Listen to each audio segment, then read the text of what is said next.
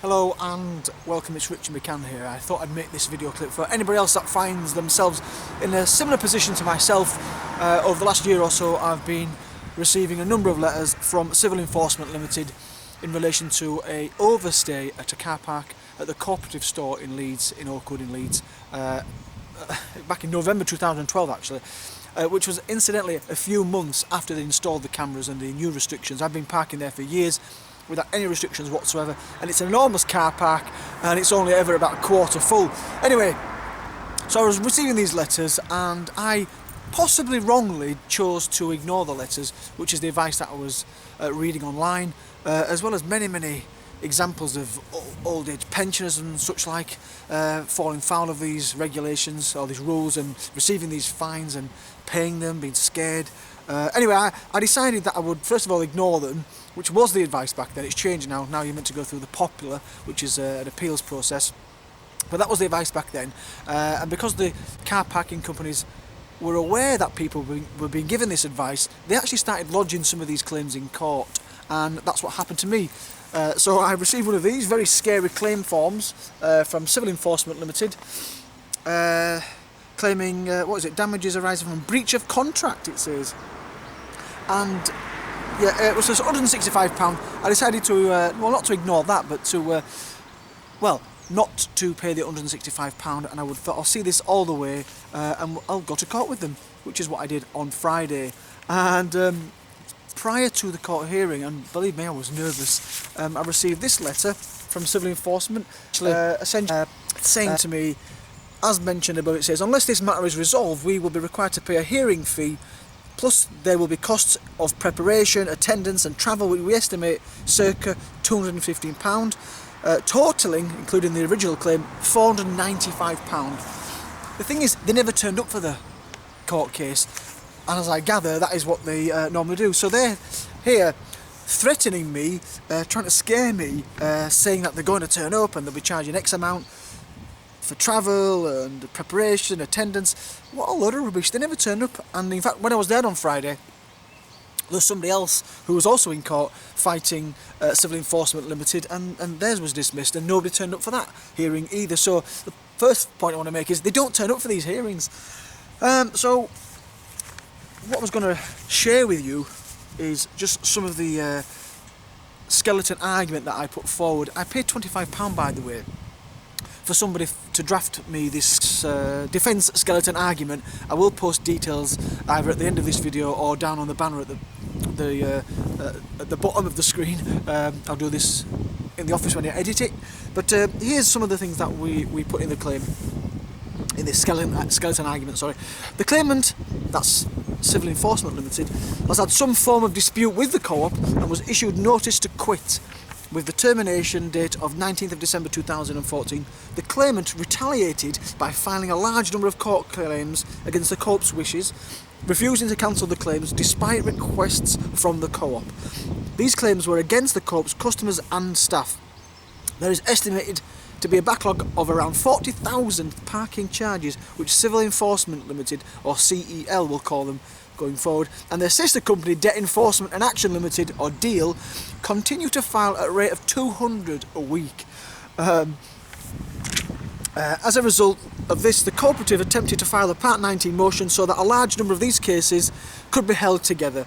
The co-op also settled a large number of claims with CEL on behalf of its customers.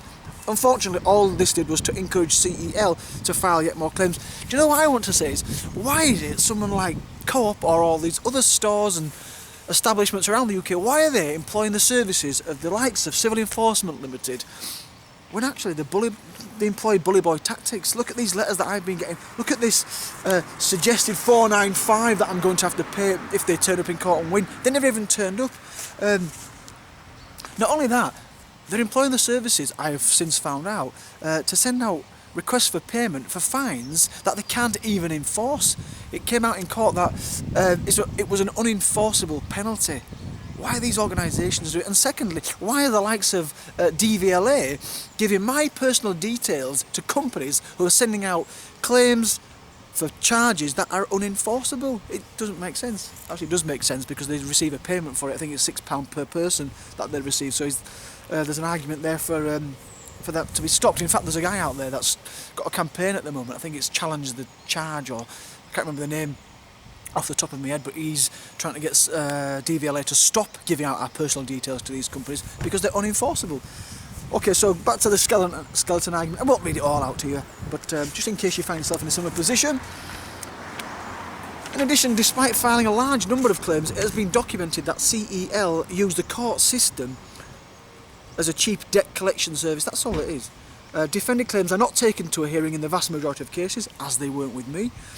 Instead, CEL either pull out 1 or 2 days before a hearing or simply fail to turn up. CEL send a number of bullying letters inflating the claim by adding costs which are not allowed in the small claims track in an attempt to make claimants pay up. So they're sending out these letters, the 495 letter, inflating the claim by adding costs which are not even allowed in the small claims track. Why are DVLA giving our personal details to companies that have this approach? In one case, they did take all the way to the appeal, CEL versus McCafferty. The claim was dismissed, CEL appealed, and the appeal was also dismissed. In that claim, the charge was held to be an unenforceable penalty. That's the key point. Moving forward. If the charge is the charge is believed to be a breach of contract and must therefore be a genuine pre-estimate of loss. As it is not, it is therefore an unenforceable penalty. There is no loss. The cooperative in Leeds do not charge you to park your car in that car park. So if I park there, even if I park there all day, it's not costing them any money.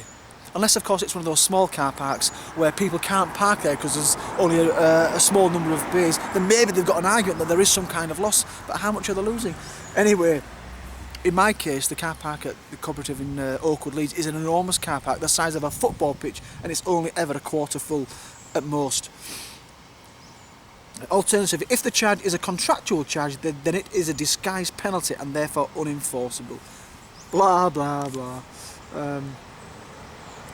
In addition, the Corp, as landowner, has made it perfectly plain that they do not want these charges to be enforced, as this is causing serious reputation damage to them. The actual wording of any contract is therefore key to this claim to determine whether CEL have a right to ignore the landowner's wishes. For a signage to create a contract, it must be clearly visible, sufficiently distributed and clearly worded. It is accepted that these circumstances can create a contract, but denied that this happened in this case. Let me tell you, when I drove into that car park, it was the first time that I'd driven since the cameras were installed, so I didn't know they were there. I didn't expect to be looking out for signs. There is only one sign as you drive into the car park between where you drive in, where I park my car, and the store entrance. There's only one sign. If you miss it, you missed it. Actually, I'll show you a picture. Hopefully I can edit it here. If you drive in, on the right hand side, there is pedestrians walking up and down on the road, and there is cars reversing. If your focus is on those people or the cars reversing, you miss that sign. It's there a fraction of a second. So that's what's been happening, and that's what happened in my case. Which is why it was said in court that they'd not demonstrated that I'd actually seen the sign. But what the judge went on to say is, even if I had have seen that sign, the charge that the penalty charge was unenforceable, which I think was really important to highlight. The unenforceable, they can't make you pay them. But most people don't know that, which is why I'm making this video. And one thing I will say is that the way that CEL were paid for the work that they did, it wasn't like a payment from Co-op. The monies that they received were through the charges. So the only way that they can make their money is by charging people. One way that they do this is by the use of poor signage, which is obviously my case, and I prove that in court. Typically this will be by the use of poor signage at the entrance of the car park, so that the motorist is not aware that there are terms and conditions of parking, and then to have plentiful signage in some areas of the car park. Yes, there was loads of signs around the perimeter of the car park, miles away from where I was parking. Yeah, there's loads of those. If the claim is for trespass, this can easily be struck out. Only the landowner can sue for trespass, and so CEL have no right of action. There is no initial loss to the claimant. The claimant can therefore mitigate losses by doing nothing. Yeah, you didn't have to do anything. I will just say that there is an argument for stopping people dumping their cars there and going into Leeds city centre, which is what had been happening in the past. There is an argument for that, having certain restrictions, but once that's been rectified, surely that they don't want to pick on motorists that are actually shopping at the store, which is what I did. Just so you know what I did, I parked there as I normally do my shopping, then go to the local cafe. I took 2 hours 47 to do that. I did a bit of work as well, but you only got 2 hours to stay there. Obviously I didn't know anyway. The claimant claims costs have escalated as a result of non-payment. They are put to strict proof of this. Automatically generated letters cost very little to send. The claimant and deal are reasonably thought to be one and the same organisation, hidden behind a labyrinth network of shell companies, shell directors and shell shareholders. The two companies share the same address. It is hoped that this will be explored in the 2 test cases ordered by HHJ Denyer. It is reasonably believed that the claimants artificially inflate costs by passing debt collection to deal, although no actual costs are incurred. Goodness me. Anyway, it's a great defence. Here's my witness statement. Yeah, I do admit to parking there. I moved to the Co-op, out to the area in 2006, shopped at the Co-op, do my shopping and have a coffee or some food at the local cafe.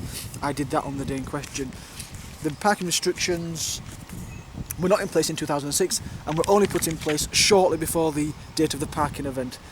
This was therefore a familiar routine. I did not see any signs informing me of the new rules. I have since returned to the car park and of course I've now seen them. I've spoken to the managers at the store who informed me that many people have been caught out by the signage, and as a result, at the Co-op's expense, they had produced some large mobile signs to display in the car park. Obviously they weren't there when I parked there back in 2012. I asked where they were.